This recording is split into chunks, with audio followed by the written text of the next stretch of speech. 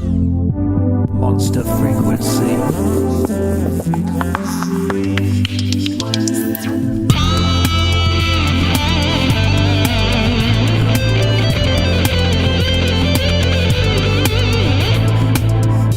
Hello. Spent far too long making that introduction, but it's a very, very warm welcome to our first ever episode of the brand new Monster Frequency podcast. Welcome, welcome, welcome. Very exciting first episode. We're going to do the obvious, right? We are going to take it back to the start. We're going to give you a bit of a deep dive into our company culture, introduce ourselves. To do that, I'm going to have with me today the fantastic Dr. Carl Owen, our founder. Sounding a bit like a cult now, isn't it, already? Yeah, that wasn't the plan. Anyway, Carl is going to be on the show to talk a bit about why he kicked off the company to start with and how he's kind of kept this employee-first philosophy close to his heart as he's developed. So I'm really excited to talk to Carl all about that. We've also got our very own studio manager, Sarah Green. She's going to be talking about how you can look after your mental well-being when working from home. So we're kind of quite used to doing this. This is what we've always done at Monster Medical. But understandably, of course, this is quite new to a lot of people across the UK, so we thought, why not share some tips? And if you're a seasoned work from home worker, perhaps, not sure how to say that. Anyway, if you're well used to it, these tips might help you out anyway, so give it a listen. And if that's not enough, because a bit of a running theme through this show is kind of mental well-being and looking after your well-being at work. So we're going to help you put together your very own happy playlist, okay? Perhaps you've got some ideas actually of what can go in this playlist. Do get in touch. We can add to it again next show. You never know. But anyway, we've got a bit of a starter for you. So I'm going to get both Carl and Sarah to suggest their own tracks for your playlist. So maybe, straight after listening to this, maybe go ahead and make your own playlist. And let us know how it goes. Right, anyway, let's kick off this first episode of Monster Frequency. Very warm welcome. First up, it's Dr. Carl Owen. Monster Frequency. First ever show. I mean, I'm quite excited. I don't know about yourself, but this is the brand new podcast. So, a bit of a celebration's in order, I think, as well. Absolutely, Monster Frequency. Here we go. I think we're ready to rock the airwaves. Let's see. Well, I mean, this kind of a first episode's theme is kind of mental well-being and work and company culture. Now, I thought that, we make a really interesting case study for people. So what I was really keen to do today, Carl, if that's okay with you, is run through kind of, setting up Monster Medical in the first place. And what I'm really particularly interested in hearing about would be how you kind of maintain that life-first culture that you're kind of well known for among the core team members here at Monster Medical. How you kind of maintain that, especially given the kind of growth. Now we're kind of talking about 3 of the kind of boutique healthcare communications agencies under one roof, starting with Word Monster. Now we're at 3. I mean, keeping that kind of philosophy going as you're expanding. I'd be really interested to hear about how you achieve that.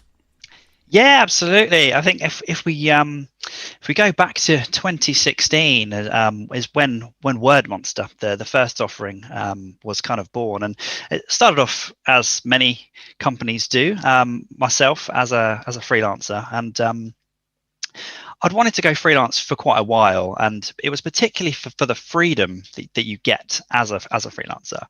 I had a young family at the time, and my wife Jen was pregnant, and for me it was just really important when the kids were young to be around, I guess, to be around to see the kids grow up. And unfortunately at the time, or in previous agency roles, I kind of found that I wasn't really kind of in the environment that I did the best work and that I kind of thrived in. And certainly working from home wasn't one of those things. It was very office based, and it was kind of frowned upon, I guess, to have been able to work outside of the office for various different reasons. And I was always a little bit, I guess, felt a little bit hard done by that. And I knew that my own personality, that I worked best on my own, in my own environment, whether that was in an open office but with my earphones in, but actually probably just in a room on my own, so I can get my head down and crack on. So it was for that reason that I kind of, I guess, made the jump with a bump, because my wife at the time was also heavily pregnant, with Harry, and yeah, it felt like I guess a little bit of a risk at the time, but yeah, of course, absolutely happy, looking back now in hindsight, that I made that decision. Well, I think it's absolutely fantastic that you went ahead and did that. I mean, obviously, it's fantastic for us as well to know that you're building up this, and we're all a part of it at Monster Medical, and we're all kind of very proud of that. But you're kind of building up this. It's a bit of a different way of doing things, isn't it? I mean, at its core, and you've kind of kept to it. You really do focus on allowing people to have that flexibility. You've set these 3 rules, so maybe we could talk about the 3 rules that you've kind of set up to kind of both ensure that we are, working smoothly and everything, but at the same time protecting time. I think that was an interesting point as well for people. Yeah, absolutely. I think part of the culture and the philosophy that our kind of culture is based on is what I call life first, and what that means is that we put our own lives first in everything that we do, and that's based on sort of how we work, on where we work, and kind of when we work. So as with a lot of agencies, it can be long hours, but we really protect our own time. So we, for example, we might do 9 till 5:30, and anything extra is not sort of requested. It's not asked for. We don't expect people to work their evenings, and if they ever had to, we would actually pay overtime at a higher rate than normal as well. It would be time and a quarter for evenings. It would be time and a half for weekends, and this is something that never sort of sat right with me, in that I would have sort of had to give up my sort of evenings and weekends occasionally, but not for free, essentially, and it never sat right with me. So essentially we have 3 rules at Word Monster. The first one is to write with bite, and by that we mean we do great work. It means we make sure that we do the best work whenever we can. The second one is to log 7.5 hours a day so that we have billable hours. And the third one is just to keep clients happy. And essentially, if you can do those 3 things, everything else about anyone's role is kind of down to them, and it puts them in the power to make their own decision. So whether that's when they're working and logging those 7.5 hours, as long as the clients are kept in the loop, it can be whenever. It really could. It could be overnight if it was possible. If we had a project-based piece of work, it doesn't matter. As long as we're keeping the team in the loop, we're keeping clients in the loop, refer back to rule 3, as long as we're keeping clients happy, that ultimately is all that matters. So this really offers conditions for medical writing roles that never used to exist, and still don't really exist in the same way. So yeah, I'm really proud to have sort of got the company to this stage, and be able to protect people's time so that they can focus on what they want to do, on spending time with their friends and family. Yeah, I'm kind of glad we're getting onto this actually, because I think one of the key questions I was really hoping to kind of grill you on was, and this is going to be difficult to address this because it's a big topic, and obviously, we've just got a short time in this episode, but I'd really like to get any points across that you think might be particularly useful for agencies out there who might listen in and are looking to develop their own cultures. Now, I've heard you kind of talk about this in a really interesting light before, about kind of truly believing in that kind of style of work and that culture. But I just wondering if you had any tips, basically, for people about developing their own cultures, so they could perhaps be a bit more in line with, what we're talking about today, and the kind of key focus for today, which is, all this kind of well-being at work and that company culture theme. Yeah, absolutely. I think, cultures can be very different. I think the key to a great culture is just being honest with yourself, and it comes down to the agency leaders truly believing in that culture and style of work. So whether that's remote working, that underpins our culture. That's what we believe in. That's how we as a team and the people who work for Word Monster believe that this is the way that we work best. And if it was the office, if you're an office-based person and you love being in the office, you need to be true to that. You don't want to go halfway between trying to attract people just who maybe would prefer to be remote working. You need to be honest and say, look, we love the office and this is why. And then you're going to attract the right type of people to you within your culture that you can then build upon. So that I think is crucial. It's attracting the right type of people with the right mindset in the first place.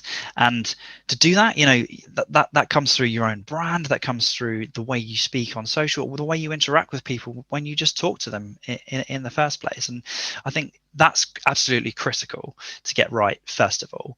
And then for me, I think giving people, like I said, the opportunity to make their own choice about how they work is crucially important to cultures, especially now, given that everyone has the options, if you like, to choose. I think it's going to become far more common now, after coronavirus, for remote working opportunities to exist. But crucially, I think people need to make sure that they continue to embrace it, and have all the tools and the processes in place, if you like, to ensure that there is a culture kept remotely, because it can absolutely be done. We have the most fun, and we don't even see each other for almost the entire year. And the way we do it is through Skype, is through having channels, having social elements, underpinning our Skype chats. We're sharing gifts all day long, well, not all day long, but appropriate times, which is quite often, but not all the time, but it's just having that kind of casualness to work where people can really connect. And for me, it's that finger chatting, if you like, where our culture is built. Those true human connections are made that you obviously do make in the office, of course, when you're face to face, and you can have those little bantery, type moments. But for me, it's the Skype chat, not the face to face Zoom meetings. That's great too for other reasons. It's great to see people's faces and remember that people are still humans. But the culture for us, the critical parts comes through that casual chat over a little medium like Skype or WhatsApp or whatever thing you choose to use. Yeah, that is a really interesting point, actually, there, in terms of kind of replicating the informal elements of being in office. I mean, I guess it's easy to replicate the formal elements, as you're saying, with the kind of the Zoom calls and the meetings that might end up being a bit more formal. But you've kind of got to think about the kind of just the kind of chat that goes on in the workplace, and thinking about how to replicate that as well. It kind of sounds like that's what you're thinking, and thinking about how to kind of protect that and bring that into a virtual environment as well. Absolutely. And I think as well, like these days, I think people are becoming more collaborative.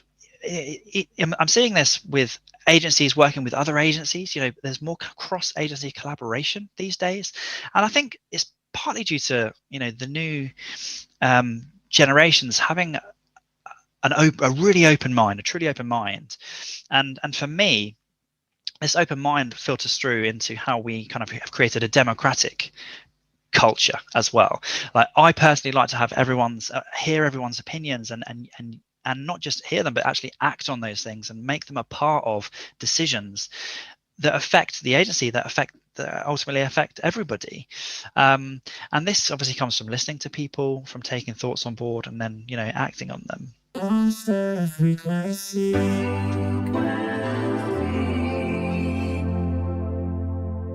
Well, thanks, Carl. We're going to come back with Carl a bit later on in this episode to talk about some of the things that agencies sometimes get wrong when it comes to their company cultures. That's coming later. But for now, I'm going to invite Sarah to the show. Sarah Green, our studio manager. Very welcome to Sarah. She's going to be talking about some tips to look after your mental well-being whilst working from home. Here she is. It's really important to ensure that you do get out of the house. You do make time to walk in nature. I mean, even those walks to the train station or to the bus stop or whatever that perhaps we would have done pre-pandemic on a commute that we perhaps took for granted, they are still, however like mundane they may have seemed, they are still really important, because you're getting fresh air, you've got a change of scenery, you might spend that time listening to a podcast, listening to music, even if it's just like interacting with your friends and like sharing a WhatsApp message or whatever. And it's kind of important that we keep up those little habits of things that we perhaps overlooked before, but actually really do contribute to, good mental health and good well-being. So for me, I think one of the most important things that I do regimentally every day is I get out of the house. You know, I go for a walk in nature, and I'm really lucky because, as you know, Ben, my partner and I adopted a gorgeous dog a few months back, and he's like my unofficial personal trainer. Like, I have to get up every morning, I have to get out for a walk, and it's really become like a really important part of my day. And I know that, you know, like pre Winslow days, there would be weeks that would go past and I'd perhaps leave the house once or twice because, you know, aside from going down to the shops to get a couple of groceries or whatever, what's the point of leaving the house when it's cold and it's wet and it's damp? But, you know, regardless of how the weather is that day, you know, if I get out and I walk the dog and I just have those few moments where I'm in nature and I can hear the birds singing and I can see something other than my computer screen, like that completely changes up my energy. Like, I can sit at my desk and feel mentally and physically refreshed and therefore more motivated to, you know, put in a good day's work and out at the end of the day feeling like I've achieved something other than, you know, just the bare bones of working.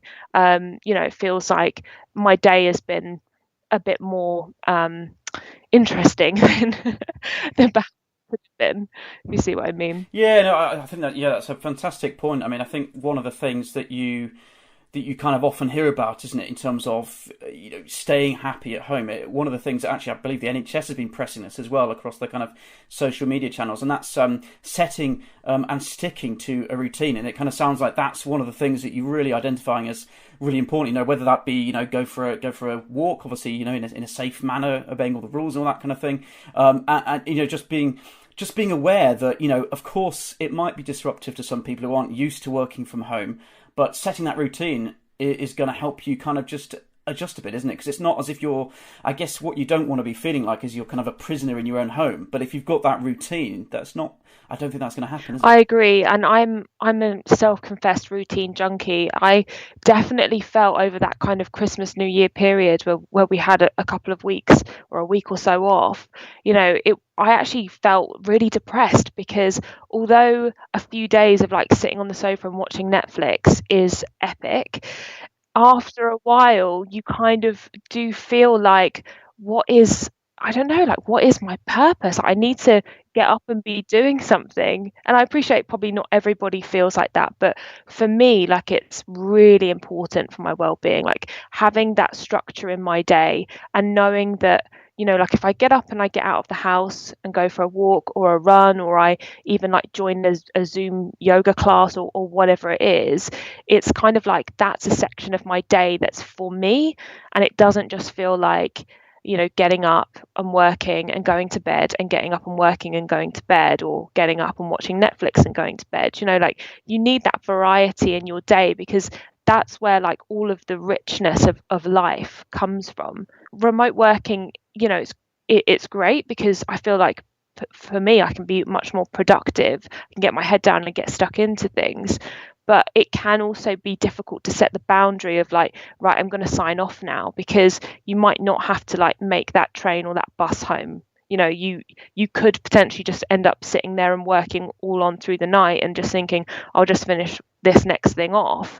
So having these things in your day, whether it's like getting out to go for a walk, or like joining, you know, an online class, or even like just making sure that you finish work and you want to switch Netflix on at a certain time, like, it's so important so that you have that variety, and that way you don't, you know, perhaps you don't feel so much like it's Groundhog Day. You've got other stuff to focus on to motivate you. Let's get through this piece of work so that I can enjoy that next thing that I've got lined up for me later on, if you see what I mean.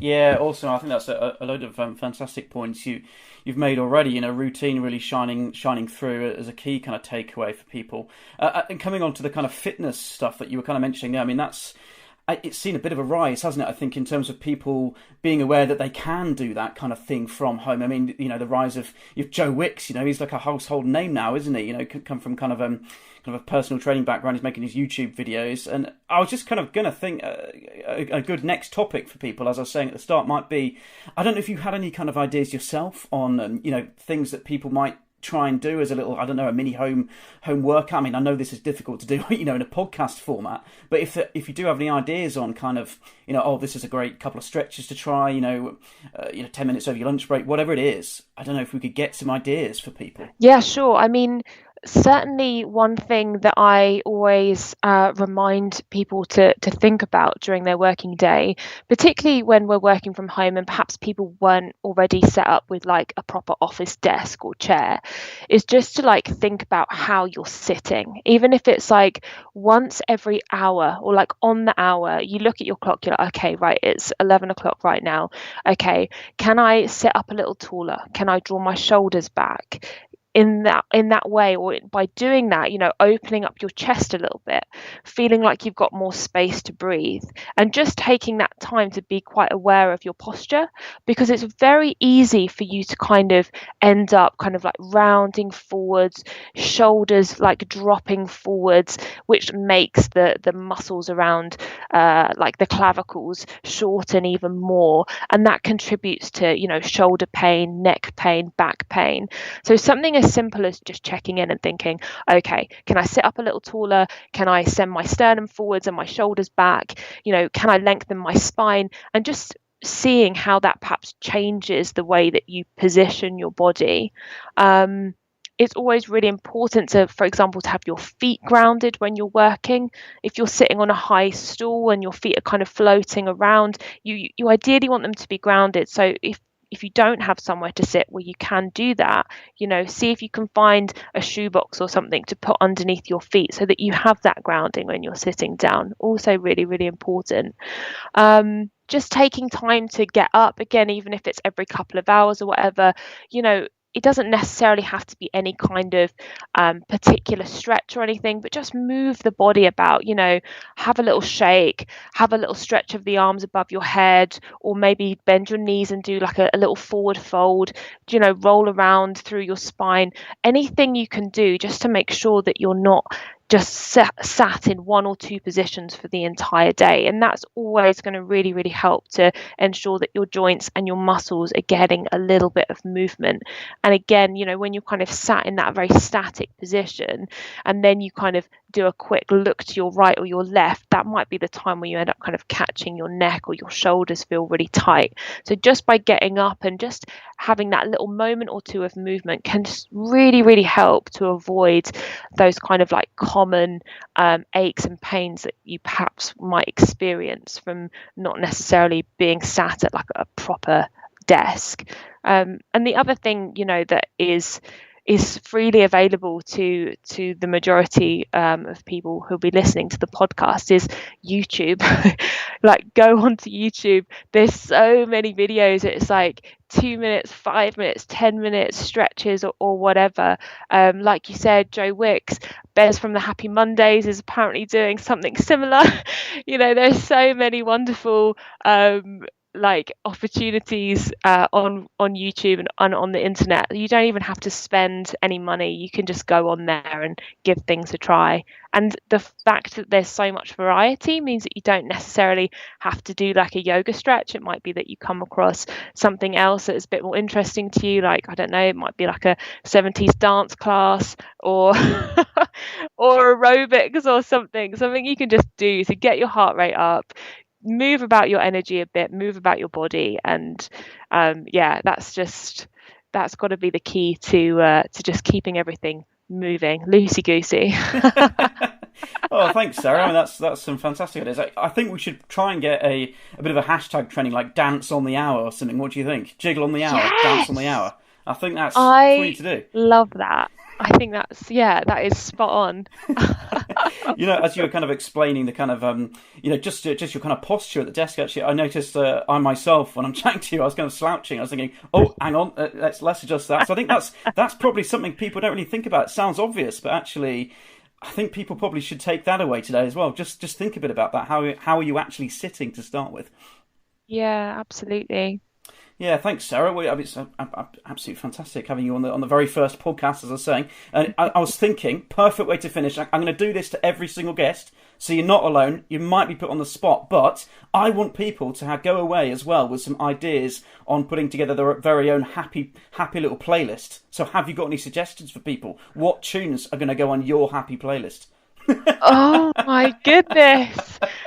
Oh, I'm a music lover, so this is really difficult because it's a tricky one. Do you know what? I was actually going through some of my yoga playlists this morning, and I came across Lauryn Hill, Nothing Even Matters.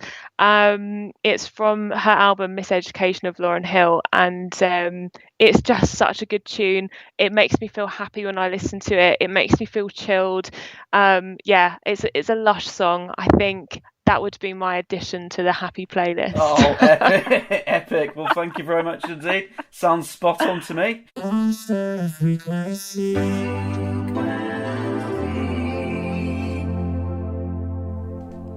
Great stuff. Thank you very much, Sarah. A few fantastic points there.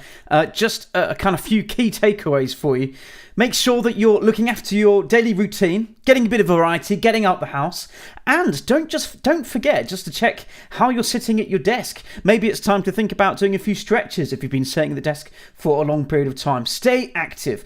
And there we go. There is a song on the happy playlist. It's Lauryn Hill, Nothing Even Matters. Remember that, because you're going to have to add that to your playlist after listening to this episode, yeah? All right. Now we're going to go back to Dr. Carl Owen for a little bit now to talk a bit more about our company culture. Are you a serial yes sayer? You say yes too much. Might be time to change that. Here's Carl to talk a bit about it. I think what a lot of agencies get wrong is that they say yes all the time, and whether that's due to junior account managers sort of wanting to please, or whether it's financial pressures on the business, because ultimately when you have staff, you have to take on work. Of course, you need work to pay the bills. Whereas what we do is we really put writers at the center, and we'll only say yes if we're 100% sure that we can deliver it within that deadline. And most deadlines are made up, unless you've got like a symposia, like a hard deadline where you've got a symposia or a webinar or something that has a fixed date and you've sent the invites out, then you have a deadline.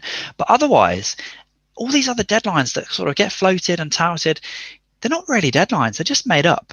So we don't let ourselves get stressed out by deadlines like that, when 99% of the time, one quick phone call to the client to say, hey, look, we're working on this, we're working really hard on this, but we've been thinking of a few different kind of angles with it. We wanted to take this direction. It's going to be with you on Wednesday instead of Monday. They'll be like, yeah, absolutely fine. You're going over and above to deliver them a great service. It doesn't matter if it's pushed it back 2 days.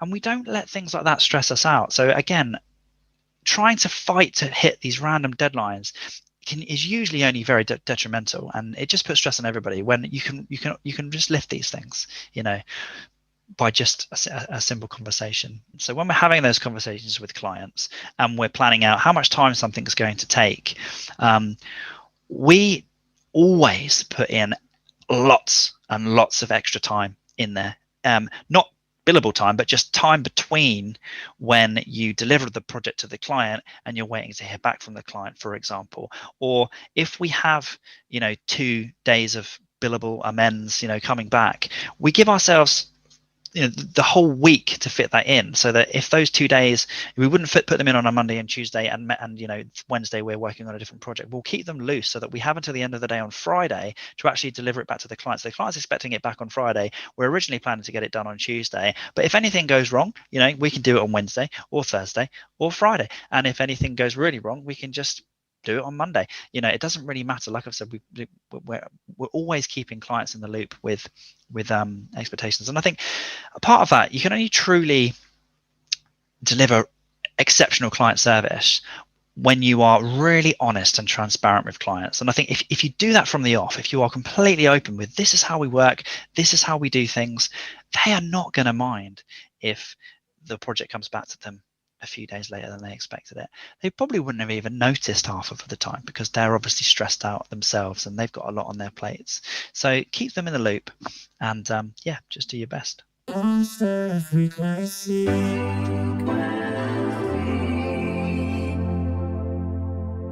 Well, thanks, Carl. Some great insights into our company culture there. So, whether you're a small business owner yourself, or perhaps you might be a freelancer looking to branch out, I hope some of those kind of tips there might be something for you to think about. I hope it kind of helps. And don't forget, you can always come back and re-listen to this episode if you want a bit of a refresher on some of Carl's ideas there. And now, before we move on to the final part of this first episode, there is just something that we'd better do. And that is, of course, get Carl's suggestion for your happy playlist. Haven't forgotten about this. Let's find out what Carl's going to add. I listen to really depressing songs, really loud and songs, but for me that actually sucks my negative energy out while I'm writing. So I'd go for Boiled Frogs by Alexis on Fire. Oh, amazing. would be my one to get me in the zone. Excellent. Yeah. That's good.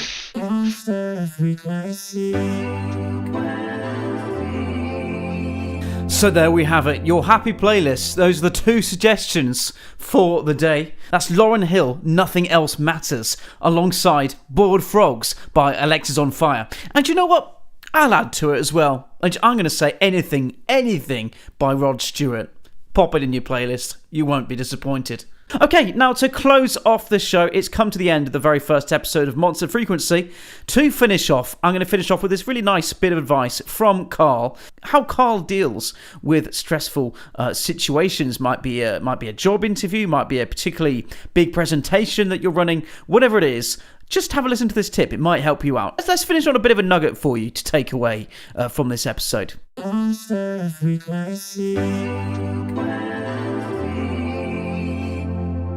One little tip that I always use whenever I'm in any stressful situation. I used to use this for whenever I did interviews. When I was doing my PhD, I had PhD interviews. I had one interview at Cambridge and it was all very scary. I knew I was going to have 4 people in the room, and I sort of sat outside and I sort of closed my eyes and I tried to imagine myself coming away from the Earth, sort of viewing the Earth from space and looking around at the stars and thinking how insignificant this moment and I am in the grand scheme of things. And I've always done that ever since in any stressful situation, to think, just to think wider and to think bigger, and how much does this really matter? And it goes, and then you can build it into deadlines. If you've really got a stressful deadline coming up, or you've bought something up at work and you've made a mistake, it doesn't really matter, right? As long as nobody's died, you haven't done anything seriously wrong, you didn't do it on purpose, then you should give yourself a break. And you're not going to remember it next year, a couple of years time. You won't think about it in the future. So relax. I think that's a nice message to end this first episode on. Don't forget, you can check us out online. We've got a website, monstermedical.group. We're on Instagram as well. Search for wordmonster.agency, and we're on LinkedIn too, Monster Medical Group. You can find all of our agencies on there. Check us out. We pop out lots of posts and blogs and things that you can check out if you wish. But for now, it's a heartfelt goodbye from me. Please join us for our next episode.